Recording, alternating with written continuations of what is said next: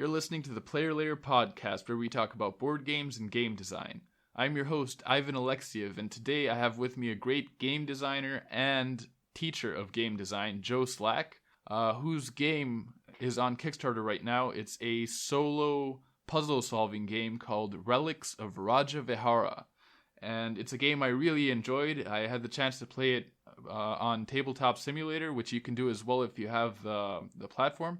But ultimately, we had some very interesting conversations about his design process, making puzzle games, and teaching design to other people. It was a great conversation to have, and I think you'll really enjoy this episode.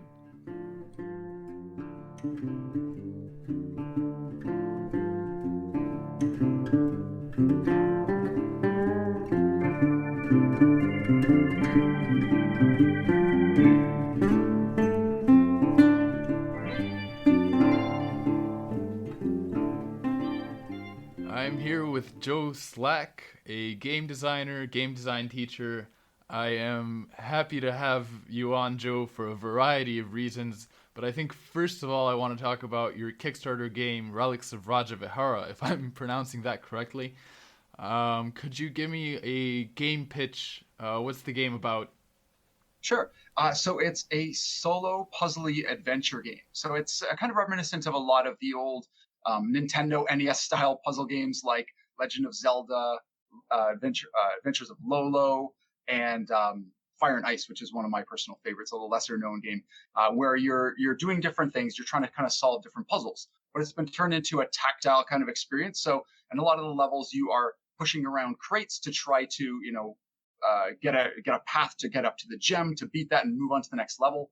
And it's a series of 50 levels that are spread out over 5 floors. So it's a little legacy style in that way too. So you open up the first box and you get some crates and you have a level and you have to beat it and you move on through at the level. We've also got a nemesis that's already descended into the palace before you. So you're kind of chasing him down throughout. Once you get to that 10th level and you're going after him, then he escapes. And then you open a new box and there's a new type of lock.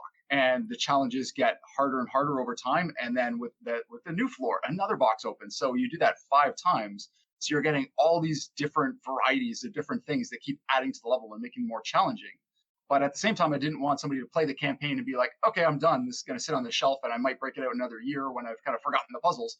So I also included a replayable solo adventure that you play afterwards, where you play some of those old levels, but they have completely different challenges. And from what the beta testers are saying, they are completely different way to have to solve them. You can't even think of them in the same way, which is kind of cool. And are the levels themselves solvable in multiple ways? Because I found that in my plays on Tabletop Simulator, a lot of times what I was trying to do, I could see that you planned for that not to be a viable solution. Absolutely. So pretty much every level in the game, you can solve it multiple ways. It's really interesting watching people play too, because you'll see one person solve it one way and then another person plays it another way and solves it in a few less steps. They found another solution, and maybe it's something that I hadn't even thought about, which was pretty cool. But yeah, you can definitely get yourself in a position where the blocks are situated in such a way where you just get stuck. And you can't proceed any further. And that's where you have to reset. So very much like if you're playing a video game, okay, let's start the level again. So you just, move those couple blocks back into position. Okay, let's give it another try. And then you think, okay, I got to make sure not to get that block stuck against that wall, because then I can't do anything with it, that kind of thing. So really makes you think and gives you another chance to tackle it. But the really cool thing is that experience when somebody's played it multiple times and then they finally get that solution and they go, oh, finally I beat it. It's just that really, really good feeling when they finally beaten that level and they can advance. It really is a feeling of completion and achievement. Yeah, and another thing I really like about the game is how you made a tutorial for it by introducing new types of mechanics and new types of cubes on every floor. So you're kind of walking the player through easier puzzles and then showing them how the game kind of works, and then giving them those hard to solve difficult puzzles. How did you make that tutorial? Well, it was very, very intentional. I wanted, as I was developing the game, and I just started it with the crates just to get the idea and see if the gameplay worked, and then I started adding other elements to it, and I thought it just makes more sense not to throw somebody in with absolutely everything. It would just be a little too overwhelming. So I kind of went back to those style of video games where the first couple levels you're just kind of learning. Okay, this is how you push a block. This is what happens when you push a stack out and everything else moves forward, or the bottom one goes forward and everything else drops in. Here's how you kind of solve a puzzle. So I want it to be very much exploratory. So you start off with just the basics, and then the levels get a little harder, and then you're introduced to one new thing. So it's a gradual development. So it was very, very intentional in that way. And when I developed all the levels, once I had a clear set of 10 really good solid levels for each floor, I tried to arrange them in such a way that the difficulty level scales up. So the very first level 1-1 is very basic.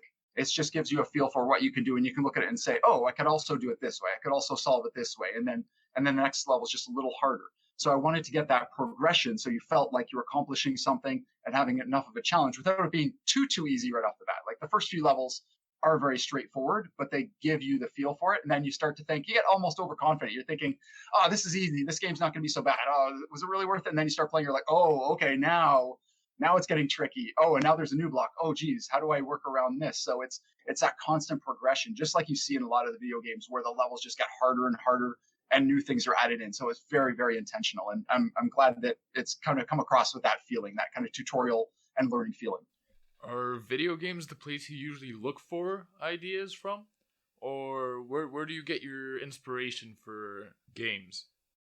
So I've had games come out of an idea from something someone has said. Somebody says a phrase. Somebody says like, oh, awesome sauce. And I'm like, that could be a game. And I made a game out of it. Or I've seen a TV show, for example, and one game came out of that. It was a line said, man, you're the king of empty promises. And I kind of tweaked that in my head, and it somehow changed and arranged to King of Indecision. And that became a game where I just woke up one morning, I was like, oh, okay, I understand how that game's going to work. And I start to put it out. So my ideas can come anywhere from conversations to a video game to a movie. I made one that was based on the bowler hat scene from the Thomas Crown Affair, where there's all these people walking around with bowler hats and briefcases, and that's a heist game that I came up with. To even board games, I might be playing another board game, and I'll be like, I like that one element of this. I really like this. I'd like to explore this more. And there's one component of this game. I want to make a whole game kind of based on that, and maybe come up with a new theme, make it a whole new innovative thing, but really explore one aspect of that. So they really can come from anywhere. And then how do you further those ideas? Because like with Relics, the core of the game is so simple and it's so intuitive, and the rule book is only a page or two.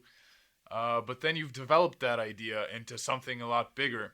Well, usually I have a concept of what I think it's going to be. Of course, what it is in your mind versus what it is when you actually put it down can often be quite different. So my first thing is just usually when I have an idea and I have some time, I want to get that idea out of my head and make something out of it. It doesn't have to be the full version of it. I like to always call it the minimum viable prototype, where I just have like a small sample just to see if the concept works. And that right away will tell me, okay, this idea was really cool. Okay, this isn't going to work at all. And then I just kind of grow and branch out from there. But I very much do like games where the rules aren't super complex. Like when I'm playing the game, when I'm the player, and I kind of design that way too. I want to make a game where the rules only, on a couple sheets of paper. You can learn it easily. You can teach it very easily. You're not going to have to keep consulting the rule book. Oh, what does this rule mean? Oh, what happens in the situation? I want to be very straightforward, but I don't want the gameplay to be simplistic. So I want it, maybe the rules are very simple in terms of, okay, you can do one or two things on your turn. Here are the few things you can do. But it's in those things that you do where the strategy comes in, where the complexity comes in, where those interesting choices come in. So it's that balance of finding something that's easy to learn and easy to teach, but it has a nice depth to the game where it's not going to play the same every time. You're not going to take the same strategy. Next time you're going to say, oh, I tried this and it didn't quite work out. I'm going to try it again next time and make a couple different choices, or I want to try this other strategy or try this other couple strategies. I mean, that's really what you want after you play test a game, is for people to be talking about the game and saying, oh, I want to try it again because like I made a mistake, or I want to try this other thing because there's so much variety in it. Like those are the really feel good moments as a designer that you've got something that's going in the right direction. Yeah, and when you can mix that in with the accessibility that a simple rule set provides, it's a really, really good combination because you have players wanting to play more and knowing exactly what they can and can't do. Yeah, exactly. It's coming up with that simple, elegant rule set, very easy to comprehend, very easy to teach. You can teach a family member, you can teach your mom to play that kind of thing. Like a game for Azul, like Azul for example. That's a game that I'll break out in front of anybody, whether it's my family, other friends, and everybody loves that game. And like everybody that plays it wants to play it again. They love it. They go out and buy it, or they ask me to bring it again because the rules are so simple. You've got these tiles sitting out here on these little almost coasters, and all you have to do is take all of one color from a particular coaster, but then everything else goes in the center. Very simple rules, and then you place it on your board. Very simple, but it's where you place those and looking at what everybody else is doing and what they're collecting. And that's where the strategy comes in. And the next game is going to be different because you're going to have a different layout. You might try a different strategy. You might go more for like center rows. You might go more for 5 of one type. You might go more for columns. You might just go for blocks that are going to score more. There's so many ways you can do it, and you can play it over and over again. And then you can flip the board over and play it a different variation where you get to decide where those tiles are going and where the rest of them are going to go. So it gives a little more variability, and that's kind of more for almost like, I wouldn't say necessarily expert level, but kind of next level, where if you get a little bit bored or it's becoming a little bit too much of the same thing, you can try something out different, and then you can always go back to that or like the original when you're teaching new people as well.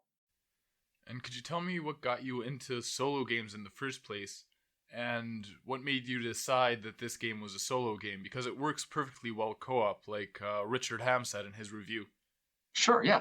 I've definitely gotten more into solo games in the last couple of years.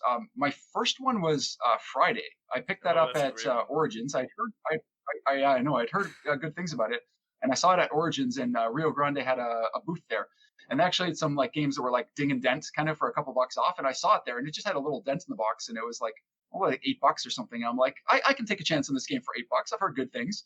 And I tried it, and I was like, "Oh, this is really cool." Like, I was never really into like deck builders and that because I very much feel like you're playing your own solo game with them. There's not much interaction, but like a deck building kind of solo game, it was like that was okay because I don't need interaction. There is nobody else, and it was really interesting. That kind of opened up my eyes to other games beyond like solitaire, playing with cards or something like that, or little puzzles. And then I started exploring other games. I got Unbroken, and since then I've played like Cristallo and Maquis and Orchard and Palm Island, which I absolutely love. It's a game you play in the palm of your hand. You don't even need a table. Like you can take that with you if you're waiting in line for a movie or a restaurant or whatnot, especially if you're by yourself, if you're on the bus, you can play that all in the palm of your hand. You don't even need a table. You don't even need, an like if you're on an airplane, you don't even need a tray or anything. You play at the airport, you can play wherever. So it's very versatile. And there's so many of these games that are great because sometimes you just want to play a game by yourself. Maybe, your partner or your family isn't into games as much as you.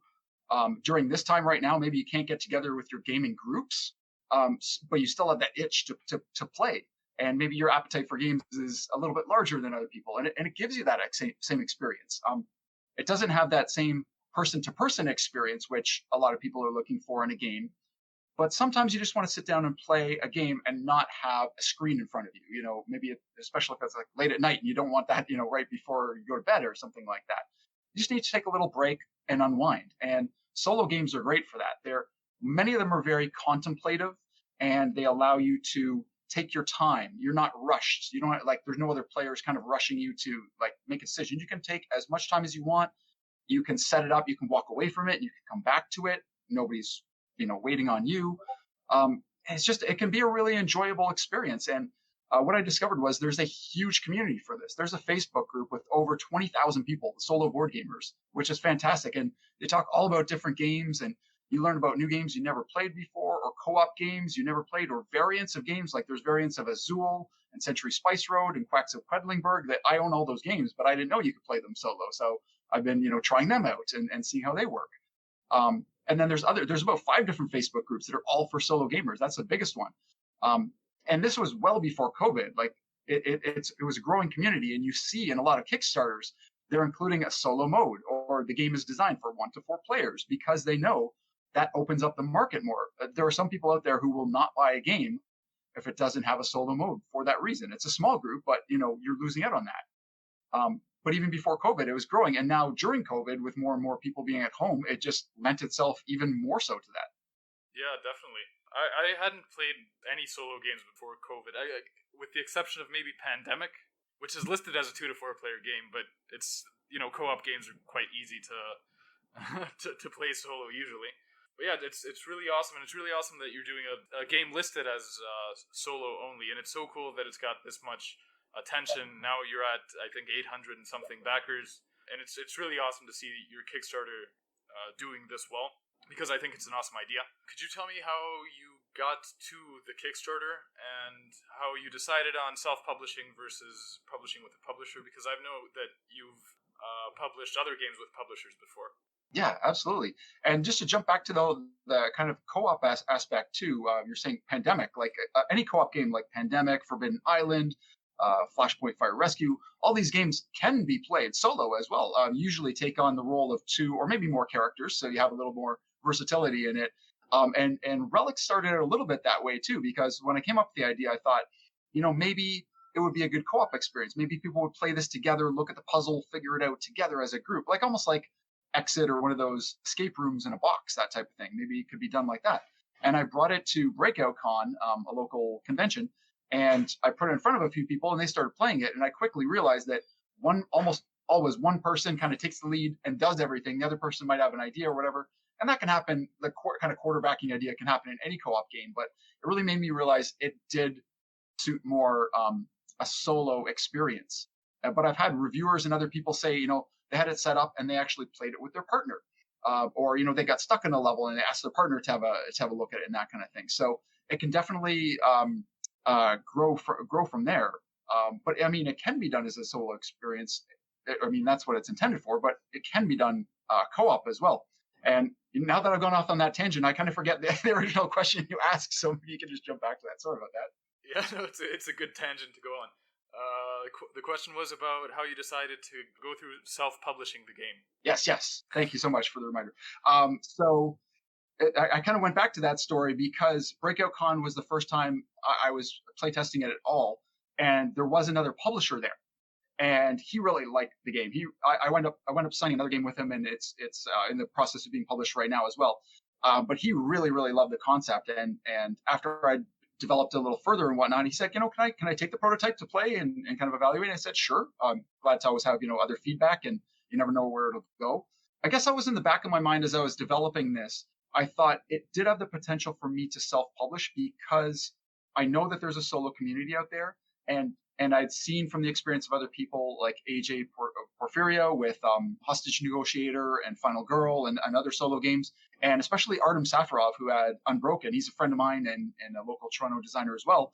I learned a lot from him, and I talked to him about how he built up his following, and that kind of gave me the idea of whether or not I could do it. So he built it up through a little bit through Board Game Geek and through these solo Facebook groups that I had just started to kind of learn about and that kind of thing. He said, he just got involved, and this is kind of how he went about doing it. And I saw that there was an opportunity there as an individual creator to go in there, individual creator, solo game. You can talk to other people in there, learn about what games they like, learn what they're looking for, and help that in the development of your game. Share a little bit about my game, talk about other games I was playing, Palm Island and McKee, and things I liked about those games, and ask other questions, and just be engaged in the community, because I was really loving the solo experience. And it's funny, it's a solo experience, but you're sharing this with so many other people, which is kind of weird, and online.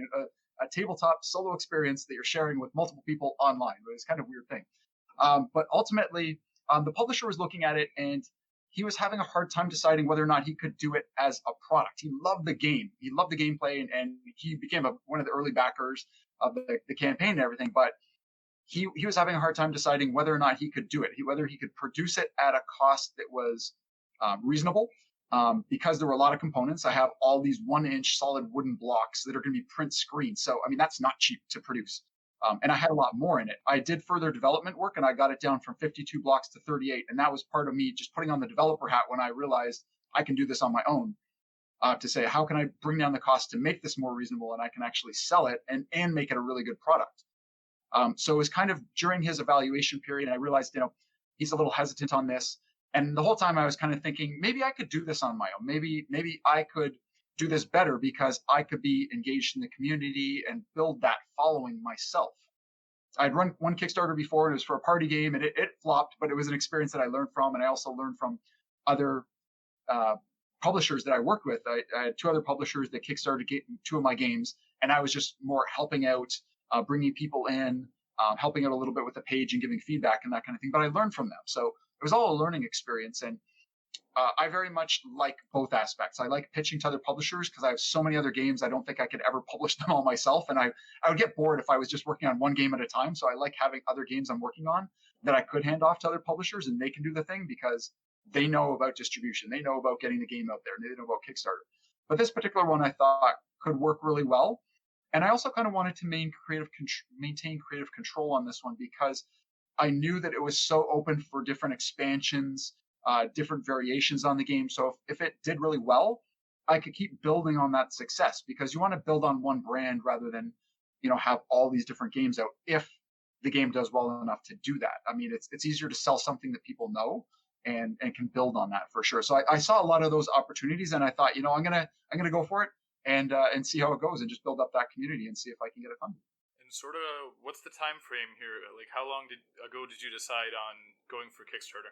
I would say it was back around December or November last year. So probably about a good 7 or 8 months ago, I decided for sure, yes, I'm definitely going to go for this. Kickstarter is going to be the best route for this. I'm already engaging the community.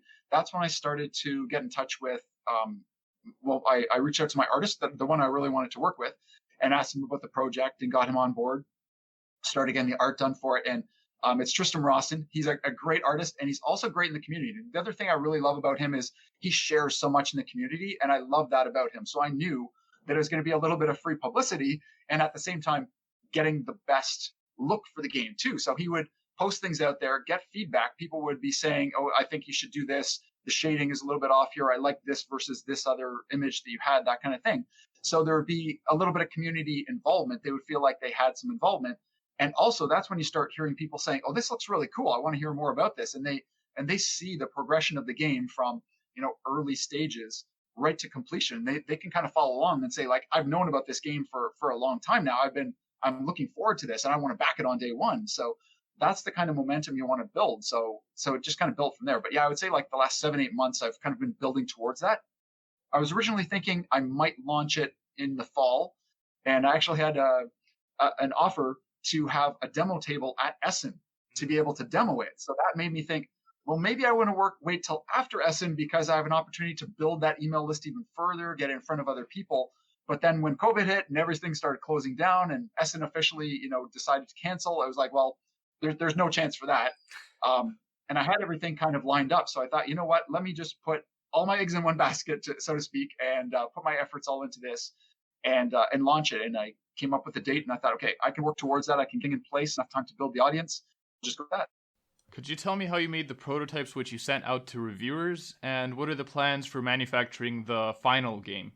Sure. So, all the prototypes, I found the best, most cost-effective way was to make them myself. So I ordered all the blocks. I have an Mega ink tank printer, so printing wasn't an issue. So I printed all the cards off on cardstock, and I printed off sticker labels to put together the prototypes. And it was more time for me than anything else. I could have gone somewhere else and got them made, but I knew it was going to be very expensive. And I had like 20 made because I wanted a lot to be able to send out to reviewers, beta play testers, and that type of thing. So I knew I needed to put together a lot.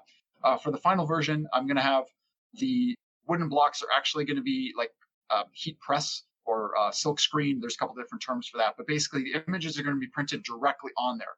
I intentionally did not want stickers or anything on that because I know they can peel, and it's a lot of extra work to ask somebody to put all these stickers on and they might not get them even. And it's not going to look as good, right? So I wanted to provide the best experience. It's going to be more costly to do it that way, but I think it's worth it in the end because it is very much a game where you set it up and people will look at it and it has really great table presence. You see all these crates, you see all these boulders and other things that I don't want to spoil too much. But you see those on the board and they just look really cool. So the way it's going to be manufactured is everything's going to be printed right on there. Everything's going to be in its own separate tuck box. So very much like a legacy style game or a campaign style game, you're going to see one thing at a time. So you're going to open up the first box, you're going to get the crates, you're going to get the 10 levels, you're going to get the meeples and the gems, everything you need to get started. And it's only after you beat that first floor, you're going to open up the second tuck box. So I wanted to evoke a kind of a curiosity about what's coming next. You don't know what's coming next. You don't know what order. And you just get a little hint at the last card where they're descending and what you're going to get. So each tuck box is going to have those blocks. It's going to have 10 new cards to the new level, plus reference cards and the advancement card. And then you're going to get through to the end, and then there's going to be a final. It's either going to be a box or an envelope, which is going to have the final rules, new cards about how you play that replayable solo adventure, and all in one nice big box, all fitting in there. Yeah, something that I want to talk about more, and we've mentioned a couple of times already, is the word community. And you've managed to build a community, and it's something important, very important in making games, with your blogs and with your books. And I've heard you say in other interviews how making a game is such a better process when you involve other people, when you don't only keep it to yourself. Could you kind of expand on that?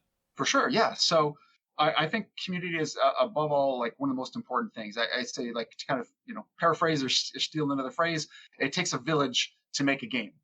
Even though you might be designing, you might be the solo designer, or even if you are co-designing with somebody else, it's not just going to be you that's contributing to this game. It's all the play testers, it's the other designers that you put this in front of, it's the publishers you speak to, it's everybody. And there's such an importance in getting your game out in front of other people, whether you are planning on pitching to publishers, letting them do that, or doing it yourself and self-publishing.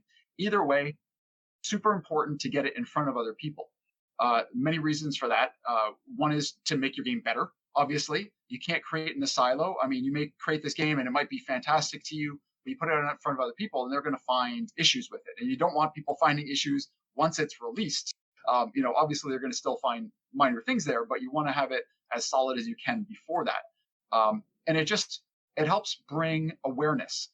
I've had other people ask questions in other forums, how during these times can, we get games in front of other publishers and do other things to get attention on our game. So, regardless of what route you're going, you want people to be seeing your game. You can't hide it. You can't be worried about people stealing your idea.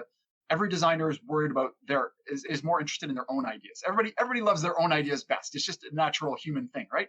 So they're going to be working on that. Plus, people are not going to be stealing your idea because, you don't want to be known as the thief in the community. It's a very small, tight-knit community. You'll be found out. People will not want to work with you, all those other things. You want to have a good reputation. So getting your game in front of other people allows other people to see it, allows other people to get interested in it, allows your game to get better. It can be through putting it out in contests, for example. I've had games signed and published just by putting it in a contest. It did not win the contest. It didn't even get out of the first round, but the right publisher saw it in the first round, just happened to be the right match for it. They loved the game. We wound up signing and publishing the game. Like, that can happen. You can post something online, some images, some things you're working on.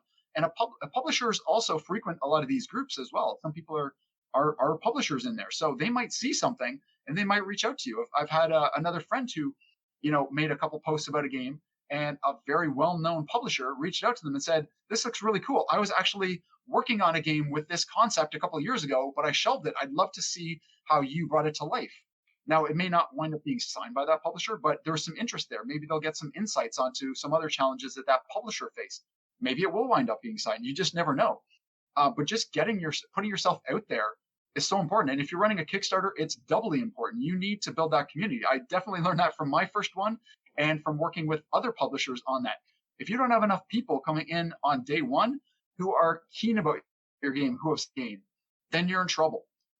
You can't have people coming to your campaign and everybody just seeing this for the first time and saying, "I've never even heard about this. Like, where did this come from?" Like, you need people to be interested. And when it launches on day one, to be saying, "Yes, I want to be your first day backer. I want to help get this funded." And then when they see it get funded, then they're like, "Oh, this game's funded." Everybody wants to back a winner. So it's that whole psychology. You want to fund quickly, get more and more people on, start opening up stretch goals, keep on collaborating with your community. And then when they're coming to you with suggestions, you want to definitely understand what they want, but also manage their expectations, because, they might want, metal coins and realistic things and all these things added, but it's going to add weight. It's going to add cost. You have to also manage those expectations, but build that community and say, "This is a really fantastic idea. I can't add it now because it would require a lot of development, a lot of play testing, and it would delay the production of this game and possibly the cost. But it's definitely something I would consider for a future expansion." that type of thing. So just having them be acknowledged, saying thank you so much for the idea. It's something I'm going to consider, and maybe something that I can introduce later on. So it's just building that community and having people have their say and letting them know they've been listened to. Yeah, and I'm so happy that there's people like you out there who are sharing their own experience as they're going through the process of kickstarting a game and making games. How long ago did you start game design? It was about six and a half years ago. Now I was playing a party game. I was playing Cards Against Humanity a lot with my friends, and they really loved it. And after the first couple times, it was a lot of fun, and then it just became same game, same thing, same cards win, and there wasn't a lot of creativity. I like little bit of creativity. I like games a little more like Wise and Otherwise and Balderdash, where you can throw in your own ideas and try to trick people and get them to vote for you. All those kinds of things, a little bit more. So I set out to make a party game. I'm like, I think I can make something that would compete with this, that you have a little more creativity, a little more fun, and there's more replay value. And that's where my first game idea came from. And from there, it just was like snowballing. It's like, oh, I have an idea for this other one. I want to translate this card game that I used to play with my family, but used to take like 3 hours to play. Let's convert that to a dice game. And suddenly it became a 20-minute game you can go through really quickly. And then just more and more ideas came out from there. So yeah, I've been designing games over about 6.5 years and really taking it serious over the last, I'd say, 4 years or so. It's almost been 2 years ago that I left my day job, and now I'm doing this full time. So I'm designing games, teaching game design, writing books on game design, and helping others. That's what I'm doing full time for the last couple of years now. Yeah, and could you tell me about how you decided to start writing those books and what the reception was like for a book on game design? Sure. So the reception's been really great. I mean, it started selling really well right out of the gate, and is really kept up that momentum. Like every month, more and more people are buying it. I'm getting comments from people who, write to me and say, thank you so much for this guide. It's really inspired me, and that kind of things, which is fantastic. Yeah, I mean, in terms of how it kind of came about, it was, as I was designing games and kind of learning about the process, I found that there was no one-stop shop to kind of find everything that I needed. And I just, learned a little bit from, talking to people, a little bit from blogs, a little bit from a podcast here and there, but it was all very piecemeal. Even reading other books, it was just pieces. There wasn't really kind of like a guide that kind of walks you through. So I decided I wanted to write the book that I wish I had 4 years before that, when I started out, before I knew what a playtest was, before I knew what, all the things that I need to look for and think about the game as a product and all these other things. So the book came together with that idea, that concept, that I want to help people who are in that stage, in that early stage, so they can move forward a lot quicker than I did. So I actually went through a program called Self-Publishing School, which was a school that I learned how to write a book quickly, how to get it edited, and also how to market the book and get it out. So their strong suggestion was Amazon. I mean, everybody's buying everything from Amazon, books on Amazon. You can put an ebook on there, and it's very low risk, low cost, because as an ebook, there's no minimum quantity, there's no physical thing being printed. But then also adding the physical book and also adding an audiobook. And one of the other suggestions was, as a good selling point, was to include an audiobook for free. So with my first book, I tried that approach. So you buy the book, whether you buy the physical copy or download it, you can sign up and get on my emailing list, which is a great thing for me too, because I can continue to share more tips and tricks, and share other things that I've learned with people. They can get the audiobooks they can listen to on their own. They can have the ebook if they like it that way. They can get the physical copy at a very low cost, and they can learn all this stuff. And then since then, I've written a couple other books that are a little more specific in their topics as well. But that's kind of how it all started. And you also teach classes in game design. How do you usually teach? Do you focus more on individual projects or more principles of game design and tips and tricks, like you said? Yeah, so with my board game design course, I'd seen other courses and other things online. And the one thing that I felt that they lacked, and I even took some just to kind of learn more. I'm always all about learning more and seeing what else is out there. One of the things they lacked was a real focus on what that individual is doing, what that game is that they're trying to do. They would have examples.